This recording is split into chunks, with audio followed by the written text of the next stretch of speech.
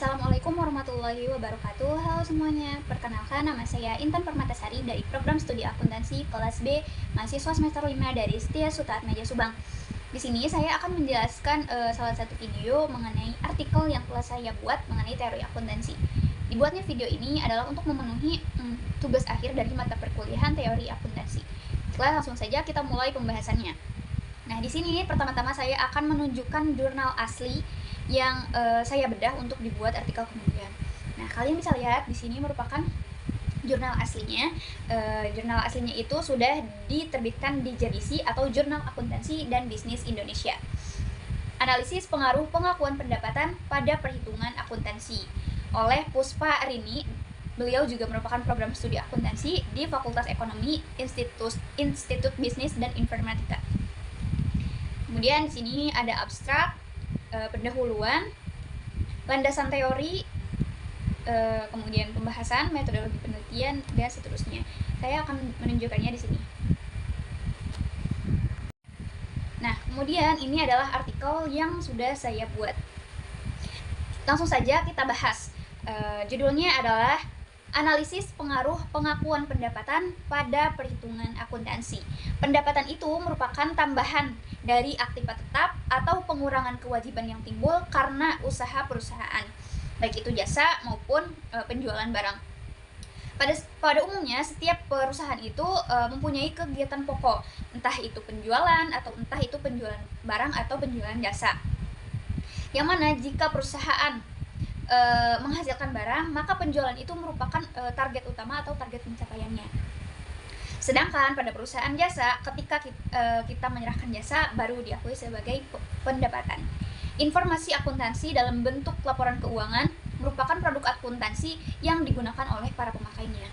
Sebagai contoh, kreditor dan investor itu menggunakan laporan keuangan sebagai informasi terkait dengan bagaimana cara perusahaan memperoleh laba, kemudian bagaimana perusahaan dalam kinerja manajemennya. Jadi di situ dalam laporan keuangan itu sudah terlihat bagi para investor dan juga kreditur.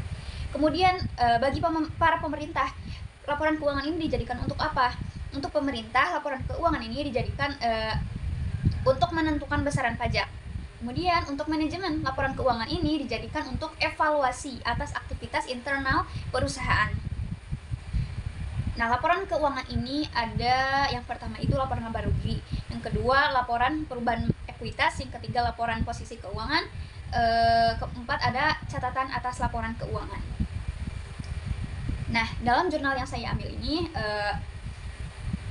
beliau membahas mengenai pengakuan pendapatan. Permasalahan yang penting dalam pengakuan pendapatan itu, adalah saat pengakuan pendapatan. Pengakuan pendapatan merupakan suatu saat di mana transaksi harus diakui sebagai pendapatan. Oleh sebab itu, pengakuan harus dilakukan secara tepat agar dapat menyajikan laporan keuangan secara wajar. Jika pendapatan tidak diakui sama, maka pendapatan yang diukur bisa salah sehingga menyebabkan pendapatan yang terlalu besar atau terlalu kecil. Kemudian di sini ada landasan teorinya berupa definisi dari pendapatan menurut berbagai para ahli yang kita ambil. Ada 7 karakteristik dari pendapatan. Yang pertama itu pendapatan merupakan aliran masuk atau aliran aset kas. Kemudian kegiatan yang mempresentasikan operasi utama yang terjadi secara terus-menerus. Pendapatan yang dari kegiatan normal perusahaan biasanya diperoleh dari hasil penjualan, baik dari penjualan jasa ataupun penjualan barang. Yang ketiga, karakteristik yang ketiga adalah pelunasan, penurunan, serta pengurangan kewajiban. Terjadi di mana suatu perusahaan mengalami kenaikan aset dari sebelumnya. Contohnya adalah menerima pembayaran di muka dari pelanggan, pengiriman barang, atau pelaksanaan jasa yang dapat mengurangi kewajiban yang menimbulkan pendapatan. Suatu perusahaan maksudnya adalah pendapatan dapat didefinisikan sebagai kenaikan aset, bukannya kenaikan ekuitas bersih, walaupun kenaikan aset tersebut akhirnya berpengaruh pada kenaikan ekuitas. Produk perusahaan maksudnya adalah alur dari aset dari pelanggan ini bertujuan untuk pengukur, namun bukan pendapatan itu sendiri. Produk yang berbentuk fisik yang dapat dihasilkan dari aktivitas kegiatan perusahaan atau operasional perusahaan itu merupakan suatu bentuk dari pendapatan. Kemudian pertukaran produk harus dinyatakan sebagai satuan moneter agar dapat dicatat ke dalam sistem pembukuan.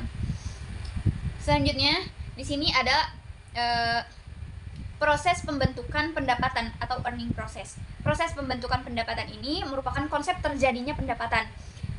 Konsep ini berdasarkan asumsi bahwa seluruh kegiatan operasi itu diperlukan agar dapat mendapatkan hasil. Selanjutnya ada proses realisasi pendapatan atau realization process. Setelah proses realisasi terbentuk, kemudian produk juga setelah selesai diproduksi dan terjual atas kontrak penjualan, jadi pendapatan dapat dimulai dengan tahapan terakhir, yaitu kegiatan produksi, di mana saat barang atau jasa dikirimkan atau diserahkan kepada pelanggan. Apabila kontrak penjualan mendahului produksi barang atau jasa, maka belum bisa dikatakan terjadi karena belum terjadi proses pembentukan pendapatan. Nah, secara teoritis itu waktu dari pengakuan pendapatan yang pertama adalah pengakuan terhadap pendapatan akan diakui pada saat proses produksi. Dalam metode ini, pengakuan pendapatan dapat diakui saat proses produksi dan biasanya dilakukan oleh perusahaan yang menjalankan untuk kontrak jangka panjang. Yang kedua, pengakuan pendapatan dapat diakui setelah selesai produksi. Hal ini bisa dilakukan apabila harga